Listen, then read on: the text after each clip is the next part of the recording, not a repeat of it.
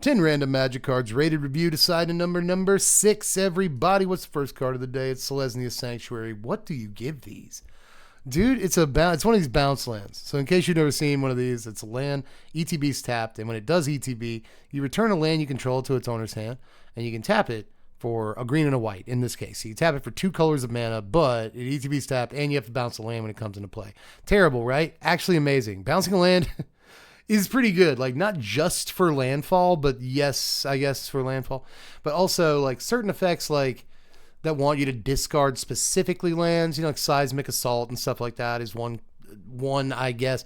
There's tax things in white, like, Tithe and land tax, for instance, that want you to have fewer lands than your opponent. There's a bunch of those. Claim Jumper wants you to have fewer lands than your opponent. This sort of can help you achieve that while the land's in your hand. The land can just be discard fodder for discard effects, right? Or trade effects, trade a card in your hand for a card in your yard. There are plenty of things like that. And again, bouncing a land is great for those. So it's not just landfall. There's a million reasons why. Maybe you care about the number of cards in your hand because something is counting those, right? So there's just a million reasons. There really are, once you get right down to it, why you want to bounce a land. These used to be in like every commander deck, and now you don't see them quite as often, and there's obviously reasons for that. They keep printing bonkers lands. But yeah, I'm still going to give these in general. Selesnya Sanctuary, probably not as good as some of the other ones, but it does benefit from sort of the landfall plan because it's green and white, and those are landfall colors. So there's at least that. Still, I'm going to give this like a 6.6 or 6.4. Let's give it a Nintendo 6.4. These are much, much better than they look too, especially like brand new players. But let's move on to Shield Mare. I love me some Shield Mare. Only ever printed in Core Set 2019. 3 mana, 1 and 2 white for a 2/3 horse that can't be blocked by red creatures. When it ETBs or becomes the target of a spell or ability an opponent controls, you gain 3 life. So a little 3 mana, 2/3 when it ETBs gain 3 life. That's like the sort of floor on this, and that's pretty good. If your opponent's playing red, can't get blocked. It's great. If your opponent does want to kill it for whatever reason, then suddenly you gain another 3 life. Like, this could gain you 6 life, like, pretty easily over the course of a game. So I've always loved Shield Mare. I think it's a pretty fun card for certain cubes, like not super powered cubes, but some fun cubes. But I still can't really recommend it too much for even casual commander play, despite the fact that it looks so awesome, and Lucas Graciano did an amazing job on the art for this. So love Shield Mare and want to score it highly, but I can't really give it more than like a 3.9 or something. No, I can give this card. I've given better scores to worse cards already in this series. This is like a 5. This is up there, right? I'll give it like a 4.9, so I don't feel like I'm giving it a 5. That's how numbers work. Next up, let's move on. Scryfall, load me up. Reload. I'm reloading. Give it to me. Scryfall. You're being a butt. There it is. All right, so it's Power Leak, but it looks like crap. Let's look at Power Leak from Revised. I said this about Shannon and Dryads for 4th edition a couple of videos ago.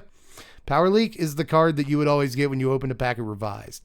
And even when I started playing Magic in 1995, a pack of Revised was slightly more expensive than everything else. It was like $5 for a pack of Revised, and everything else was like $2-3. And so you would feel a little bit worse when you got crappy pulls. And Power Leak, I swear, when you actually open a pack of Revised, it is just always peering back at you. from it's the first card in the pack, like every time, dude. It's the most common in the set. But Power Leak is 2 mana, 1 and a blue for an aura that enchants an enchantment. At the beginning of the upkeep of Enchanted Enchantment's controller, that player may pay any amount of mana. Power Leak deals 2 damage to that player. Prevent X of that damage, where X is the amount of mana that player paid this way.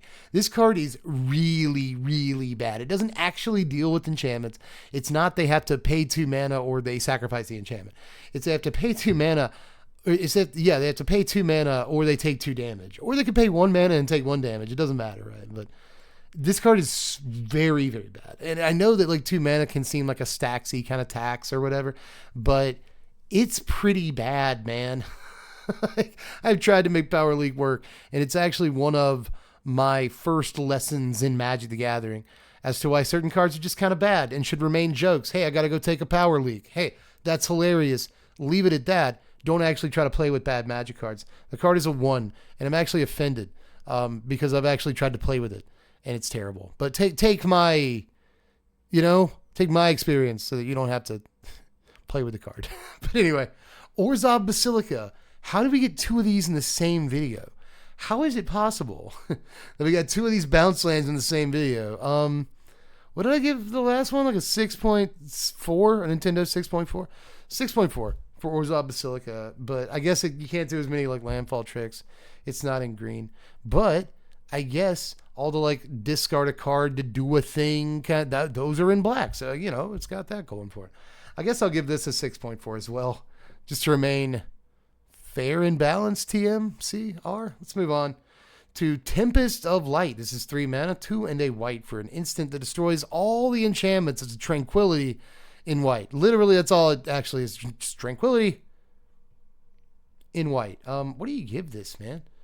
What do you actually give a card like this? You know, like stuff that looks like it should be really good in Commander, but like you never play it. Probably not worth the slot. Cares too much about what your opponents are doing. It also restricts your deck building. Like, oh, I guess now I can't play any enchantments. So like, how good is the card actually? You know, this card might be bait in this day and age. Like, does anybody play Tranquility anymore in Commander?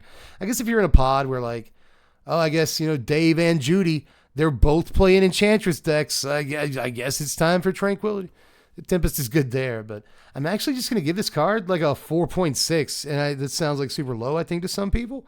Because look at that incredible, clean 3-word text box that's always impactful. Is it, though? Is it, though? I'm just, you know, I should actually give this a higher score. Like, in most cases, you're going to spend one card out of your hand, and you're going to take like 4 cards off the table. So, you know, that's pretty good. 4 cards is kind of a lot. I think you might take at least 2 cards off the table with this pretty easily. So I should rate it higher, but I'm sticking to my guns. 4.6. I don't wuss out. Next is Library. It's from Clue Edition. Oh no, this is worth reviewing. Sure. Library is a land that ETB's tapped and produces either blue or red when tapped. You can also pay 4, tap it, and investigate. That's pretty good.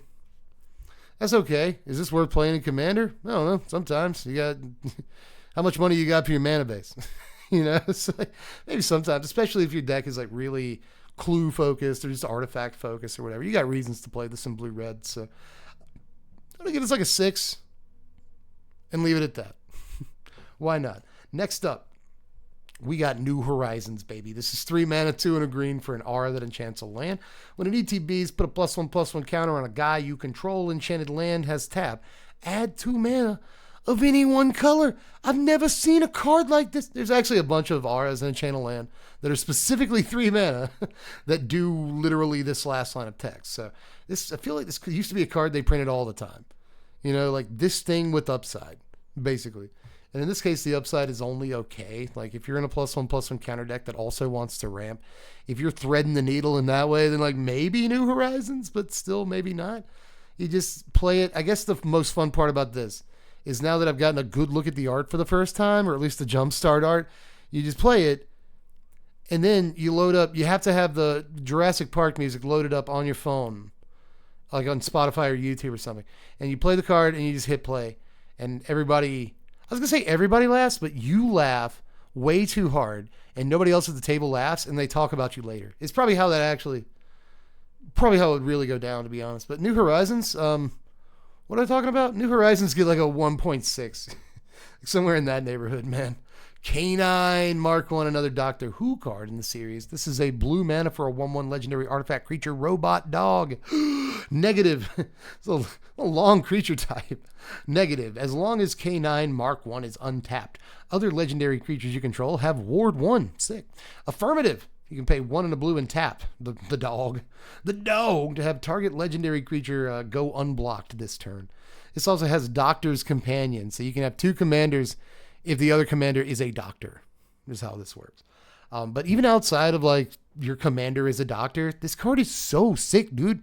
This card is so sick, and it's shot up in price. The last time I saw this, when the Doctor Who set first came out, it was like $2. And I guess there is still a 40-cent version of it, but a lot of these versions are like 4 or 5. So, but yeah, a 46-cent version is probably where it actually needs to be.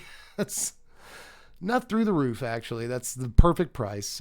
Great card for basically any blue commander deck? Like, am I crazy here? Just I feel like a one drop, like the opportunity cost is what you're mostly gauging here. Is it worth the slot?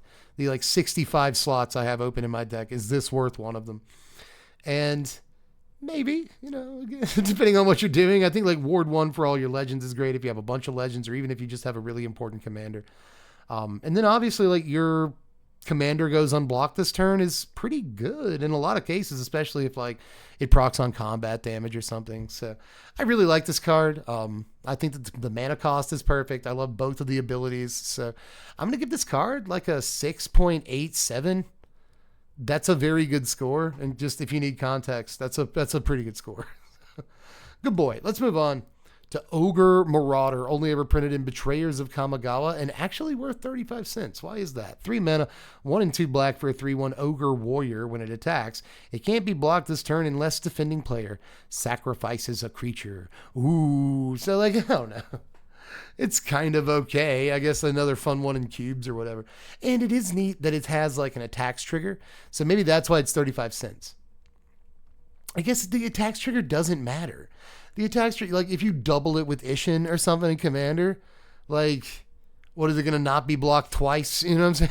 So, I don't know, man. Actually, yeah, it would trigger twice. It would trigger twice, and your opponent would have to sack 2 guys, if I'm not mistaken. So that's... When Ogre Marauder attacks, it gains. Ogre Marauder can't be blocked till end of turn unless... So yeah, you would get... I'm pretty sure the way the errata's done, you would still get 2 triggers of this in an Ishin deck. So like, maybe that's it. But still, like 2.1. It's not a great Magic card. So let's move on to Realm Cloak Giant. Dude, I miss this guy. I miss this boy. He's only like a quarter. You can get a Realm Cloak Giant for a quarter. 7 mana, 5 and 2 white for a 7/7 Vigilance. He's a giant. Or you can cast Cast Off if you'd rather go on an adventure. This is 3 and 2 white for destroy all non-giant creatures. I love this guy, dude. I think this is a fine commander sweeper. Not great, you could play Sunfall. There's obviously better ways to use the slot, but shut up. I still think that this is a fun card, again in Cube, if you care about Cube. I'll bring it up from time to time. You'll learn. You'll see.